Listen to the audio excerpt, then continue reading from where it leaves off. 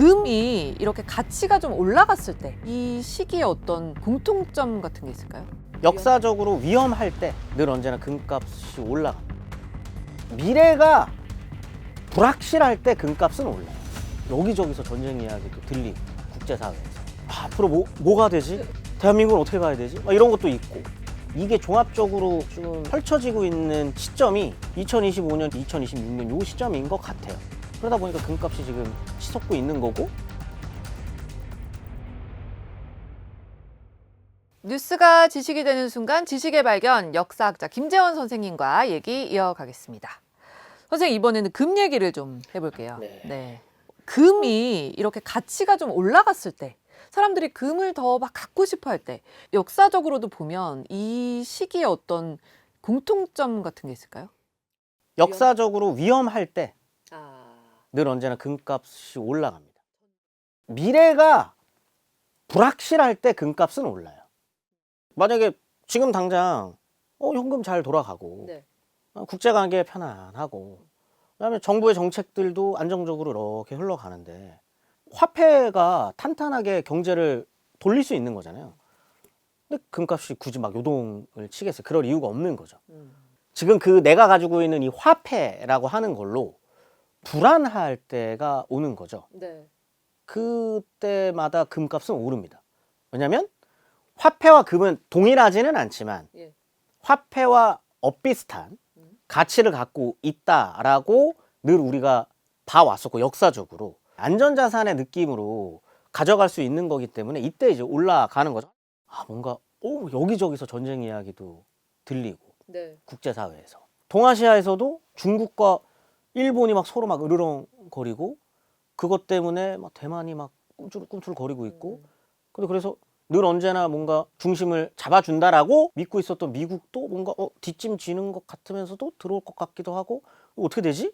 불안하기도 하고 지금 앞으로 뭐 AI니 뭐니 막 이러면서 앞으로 뭐가 되지? 대한민국은 어떻게 가야 되지? 막 이런 것도 있고 이러다 보니까 합쳐지니까 종합적으로 사회 전체가 어느 방향으로 가야 되는지 방향성도 못 잡고 있는 것 같고 불안하고 이게 종합적으로 지금 펼쳐지고 있는 시점이 2025년, 2026년 요 시점인 것 같아요. 그러다 보니까 금값이 지금 치솟고 있는 거고 역사적으로 금값이 치솟았었던 때들도 다 그런 때들인 거죠. 그러니까 옛날 사람들도 금을 많이 좋아했을 것 같은데 지금이랑은 좀 어떻게 달랐을까요? 그냥 금은 한정적이잖아요. 한정적이다는 건 이때 이 사람들도 알고 있기 때문에 이것에 대한 가치는 똑같이 높게 이야기를 합니다만 권력과 연결이 되는 경우가 많습니다. 예를 들면 우리 옛날에 왕관 뭐 이런 거 그렇죠. 말씀하시죠? 금관이나 이런 데 보면은 이게 단순히 비싸서 금관을 썼다기보다는 권력자들만 가질 수 있는 어떤 특이하고 특수하고 귀한 소유물이라고 하는 느낌이고 그것이 곧 권력관계로 이어지게 되고 권력관계를 상징하는 걸로 이어지기 때문에 금이 가치 있다라고 느껴졌던 거지 지금 우리가 알고 있는 것처럼 투자의 개념이랑은 느낌이 조금 달랐다는 거죠. 이걸로 왕관도 만들고 이걸로 장신구도 만들고 하면서 그 권력을 과시하는 용도로 썼던 거죠. 그런 측면에서 보면 뭐 지금이나 예전이나 금을 좋아했던 건 똑같지만 사용하는 방법은 달랐다는 거죠. 우리나라에 금이 많이 있어요? 물론 지금 우리가 알고 있는 금으로 먹고 사는 나라들 그 나라들에 비해서 우리가 압도적으로 많으냐라고 하면 그건 아니에요. 세계적 기준으로 봤을 때 금이 꽤 많이 나는 나라인 건 맞습니다. 그리고 지금도요. 근데 우리가 지금 되게 유의미하게 뭔가 금을 채굴하고 있진 않잖아요. 그 이유가 한국에서 나는 금의 특징 때문이에요. 그러니까 뭐 예를 들어서 우리가 흔히 금광하면 떠오르는 데는 산 안에 이렇게 다이너마이트 팍 폭파하면 금광석들이 막 무대기로 이렇게 막 들어가가지고 이걸 막 캐는 걸 생각하잖아요. 한국은 그렇게 금이 있진 않아요. 뭐 조금씩 있어요? 널리 퍼져 있습니다. 옛날에는 그러면 사람들이 막 금을 캤습니까, 우리가? 그게 중요한 건데 삼국시대랑 고려시대까지는 뜨문뜨문 캐고 금도 많이 생산을 해요. 근데 조선시대 때부터는 금을 캐는 걸 금지합니다. 여러 가지 이유가 있는데 첫 번째는 금이 아까 많다 그랬잖아요. 어쨌든 뜨문뜨문 이렇게 금강들이 이렇게 펼쳐져 있거든요. 네. 명나라나 청나라가 알았다면 조선이 바쳐야 할 주요 조공품 목록에 금이 있었을 겁니다. 그러면 조선은 금을 캐야 돼요. 그럼 조선은 금을 캐면 조선의 안에서 소비되는 게 아니라 혹은 이걸 통해서 수출을 할 수 있는 게 아니라 조공으로 내야 되거든요. 그러면 조선 입장에서는 금을 많이 캘 필요가 없죠. 어차피 갖다 바쳐야 되니까. 그렇죠. 받아오는 물건보다 훨씬 가치 있다라는 걸 조선이 알기 때문에 네. 굳이 라는 생각으로 일단 금을 많이 캐진 않습니다. 두 번째는 금이 캐져서 금으로 무엇인가 돈을 버는 사람들이 만약에 생긴다 라면 누가 농사를 짓겠습니까?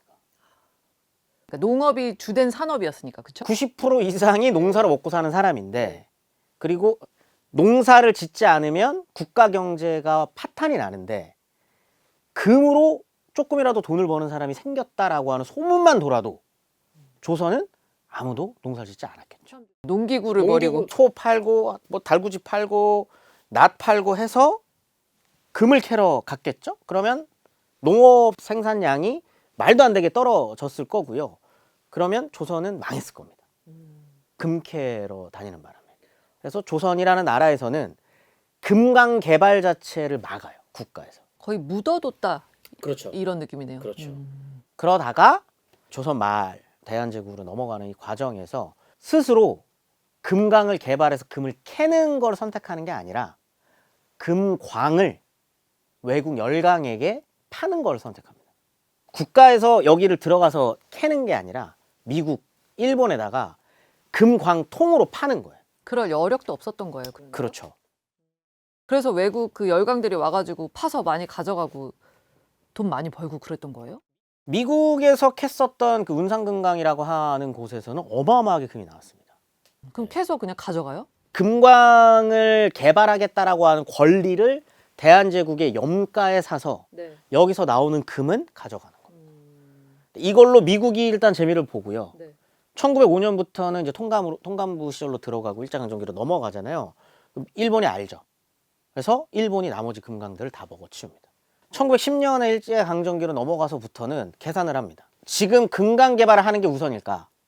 금강을 뜯어가는 것보다 다른 걸 뜯어가는 게 지금 당장 급하다라는 생각을 해요. 가장 중요한 게 일단 쌀이기도 했었고, 쌀뿐만 아니라 이제 다른 것들, 다른 이권들도 너무나도 많았으니까 그 이권이 더 우선된다라고 하는 생각에서 금강 개발은 1910년부터 20년대까지는 어느 정도 진척되지는 않아요. 우선순위에서 밀렸다. 밀리는 거죠. 이제 그러다가 1920년대 후반으로 가면서 세계 경제가 안 좋아지기 시작합니다. 특히나 29년이 되면 이제 대공황이 오잖아요. 국제 경기가 완전히 무너진 거예요. 사람들이 다시 이제 금의 눈을. 그렇죠. 그러면 금값이 요동칩니다. 그러면 일본이 다시 계산하겠죠. 조선 이 땅에 금 많이 났었는데? 저번에 우리 계산했을 때 우선순위에 좀 밀렸었잖아. 다시 한번 계산해봐. 했더니 이제는 캐는 게 채산성이 맞는 거죠. 그래서 캐기 시작합니다. 근데 1930년대로 들어가면 조선판 골드러시라고 불릴 만큼 이 식민지 조선 이 공간이 진짜 금광 공사판으로 변해요. 공사판이라고 말씀하시는 건 다른 주체들도 팠다는 말씀이신 거예요?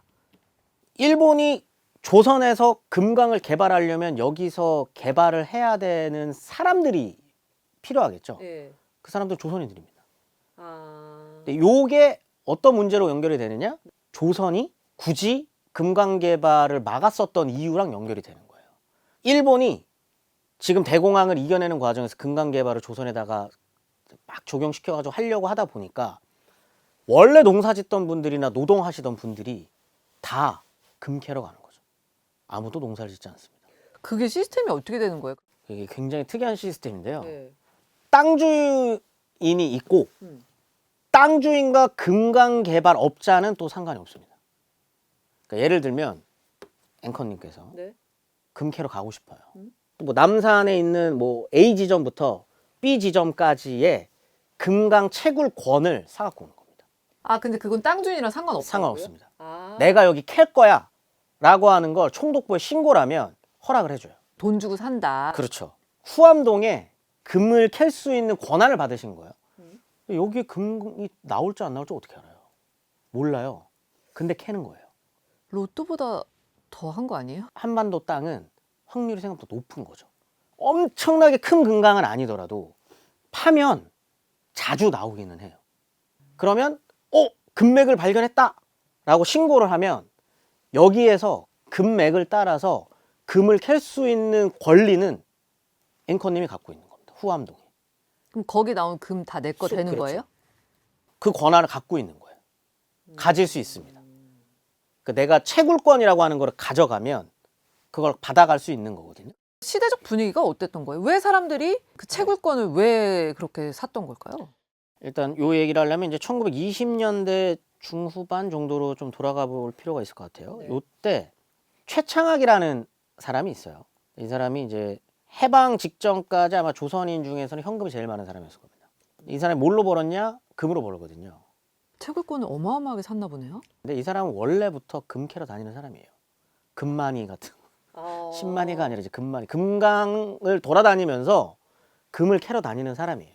뭘로 캐냐? 곡괭이 같은 걸로 그냥 캐는 거예요, 진짜? 진짜 그 곡괭이랑 삽만 들고 가요. 그리고 땅을 파는 거예요? 이 사람은 10년 가까이 그냥 파요. 그냥 파요, 그냥. 안 나와도 파요. 10년 동안 안 나왔어요? 안 나왔어요. 100명이 같이 시작했는데 1년 지나고 2년 지나고 다 떨어져 나갑니다. 혼자 남았거든요. 혼자서 계속 파요. 그래서 10년 뒤에 결실을 맺은 거군요. 그게 금강이 터집니다. 터져요? 네, 금강이 터져서 진짜 어마어마한 금강을 발견을 한 거죠. 그리고 여기서부터 여기까지는 이제 신청을 했으니까 네. 최창학 거예요. 여기서 나오는 금은. 어떻게 돈을 버냐면 금으로 벌지 않습니다. 이 금을 팔아서 벌지 않아요. 그럼요. 발견을 했잖아요. 두 가지 방법을 씁니다. 하나는 크게 하나의 금강을 발견한 다음에는 이거를 일본의 대기업한테 넘겨요. 엄청 비싼 가격에. 지금의 현금 몇백억을 주고 미쓰이라고 하는 대기업에다가 넘겨버립니다. 두 번째는 이거는 사람들의 마음을 조금 가지고 놓은 건데 최창학은 이때부터 이름이 납니다. 금강을 발견한 사람이니까. 근데 이 사람이 동네마다 돌아다니면서 또 금맥을 봐요. 소문이 납니다. 최창학이 이 동네 왔대, 저 동네 왔대. 소문이 나죠. 그 다음에 여기서부터 여기까지 금강을 또 신청을 해요. 그럼 사람들은 기대하는 거죠. 저번에 한번 성공했었던 최창학이가 이 동네에 와가지고 금강을 신청했다. 우리 동네도 뭐 있나 보다. 그럼 소문이 식민지 조선 안에서 파다하게 퍼집니다. 최창학이라는 이름을 믿고 투자를 하는 거죠. 그렇게 돈을 모읍니다. 나도 이거 이거 안 하면은 나 바본가? 이런 생각을 갖게 돼서 뛰어든 걸 거 아니에요? 맞습니다. 그런 분위기가 잘 묘사되어 있는 게 이 시기 1930년대의 소설에 많이 등장을 해요. 너도 나도 금 캐러 가는 그 현실. 가장 대표적인 게 이제 김유정의 소설 금 따는 콩밭이라던가 당시 이제 채만식이 썼던 소설들이라던가 이런 소설들의 이러한 분위기들이 엄청 많이 나오는데 근데 왜 소설로 쓰여지느냐? 노동자 농민들만큼 많은 숫자가 금 캐러 갔었던 계층 중에 하나가 지식인들입니다.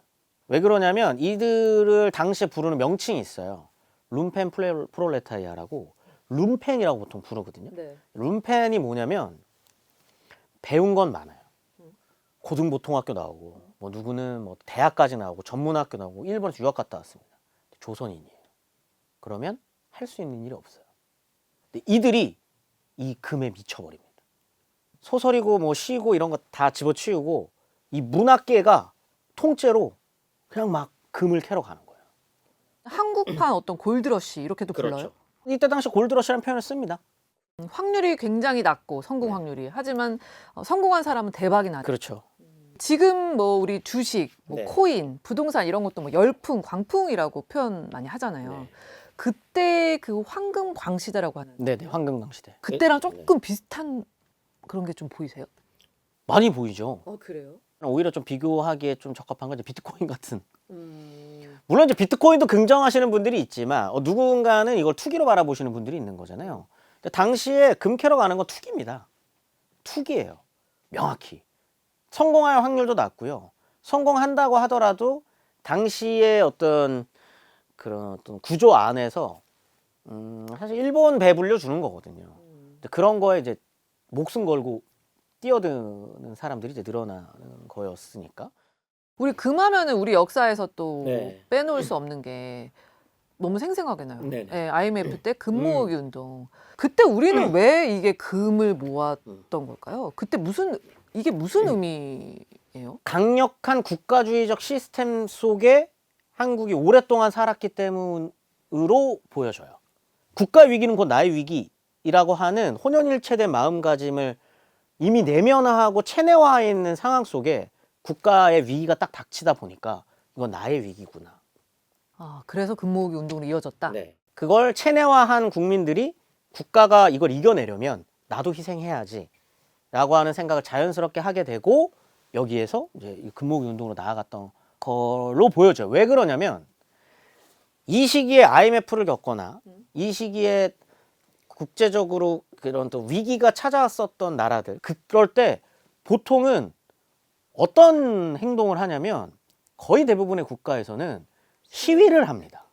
그런데 국가의 정책적 방향성의 잘못으로 국가가 위기에 빠졌을 때 대한민국 국민들이 선택하는 건 희생해서 집에 있는 금이라도 팔아서 국가를 위해 헌납하겠다 거잖아요.